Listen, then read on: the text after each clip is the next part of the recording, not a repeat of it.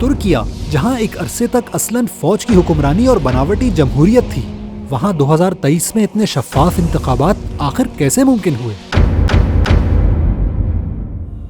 ترکیہ میں 2023 کے انتخابات میں 6.5 کروڑ رجسٹرڈ ووٹرز میں سے 88% ووٹرز نے اپنا حق رائے دہی استعمال کیا، جو دنیا میں کسی بھی ملک کے ووٹرز کی سب سے زیادہ پرسنٹیج اور ترک عوام کا اپنے انتخابی جمہوری نظام پر بھرپور اعتماد کا ثبوت ہے۔ الیکشنز بغیر کسی قتل و غارت گری، دھوس و دھاندلی اور بیلٹ باکسز کی چوری کے مکمل ہوئے، اور رات 12 بجے تک پوسٹل بیلٹس کے ماں سوا 99% الیکشن نتائج جمع ہو چکے تھے۔ جدید ترکیہ کی تعمیر و ترقی کی سب سے بڑی وجہ اسلام پسندوں کا سیاست کی باغ ڈور سنبھالنا ہے۔ اسلامک موومنٹس کا سب سے بڑا کنٹریبیوشن یہ ہے کہ انہوں نے ترکیہ کے انتخابی نظام کو شفاف اور قابل اعتماد بنایا۔ لیکن جدید ترکیہ کی ترقی اور انتخابی اصلاحات کا یہ سفر آسان نہ تھا۔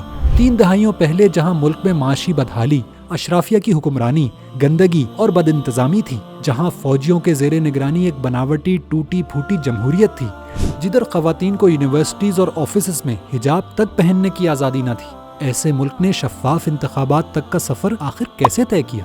ترکیہ میں ایک عرصے تک ایک ایسی جمہوریت رہی جس میں فرینڈلی انتخابات ہوتے تھے۔ فوج نے عالمی قوانین کی ریکوائرمنٹس پوری کرنے کے لیے 2 سیاسی جماعتیں بنائی ہوئی تھیں، اور انہی کے درمیان اقتدار گھومتا رہتا تھا، جبکہ اصل اقتدار فوج کا ہوتا تھا۔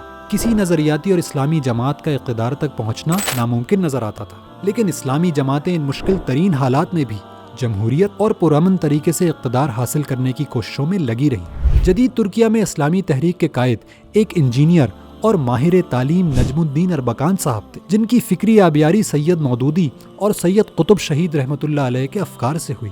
اربکان کی لیڈرشپ، کارکنان کی قربانیوں، قید و بند کی صعوبتوں اور انتھک محنت کا نتیجہ 1994 میں بلدیاتی انتخابات میں پہلی بار اسلامی تحریک کی زبردست کامیابی کی صورت میں نکلا۔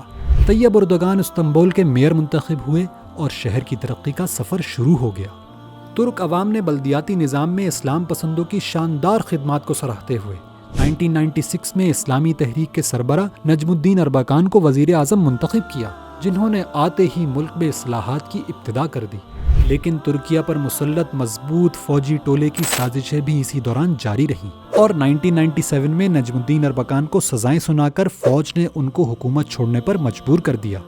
لیکن اربکان کا شروع کیا ہوا انقلاب تھما نہیں، اور ہر سختی اور پابندی کو جھیلتے ہوئے ان کے شاگرد اقتدار میں آتے رہے۔ 2003 میں طیب اردوغان وزیر اعظم بنے اور انہوں نے ملکی اصلاحات دوبارہ شروع کر دی، معیشت کو مضبوط کیا، صحت، تعلیم اور روزگار کی سہولیات عوام کو فراہم کی، اور حکومت اور انتخابات کے نظام میں اصلاحات اور شفافیت لائے۔ انتخابات میں متناسب نمائندگی کا طریقہ جاری کیا، جس سے سیاست میں الیکٹیبلز یعنی بااثر اور دولت مندوں کی اجارہ داری ختم ہو گئی۔ آج ترکیہ تیزی سے ترقی کر رہا ہے، اور تمام مسلم ممالک کو یہ دعوت دے رہا ہے کہ ترقی کا سفر صاف و شفاف انتخابات اور ایماندار اسلامی قیادت کے ذریعے ہی ممکن ہے، جو اپنی نہیں بلکہ ملک و قوم کی ترقی کے خواہش مند ہوں، اور منصب کو اپنا حق نہیں بلکہ اللہ کی طرف سے آزمائش سمجھتے ہوں۔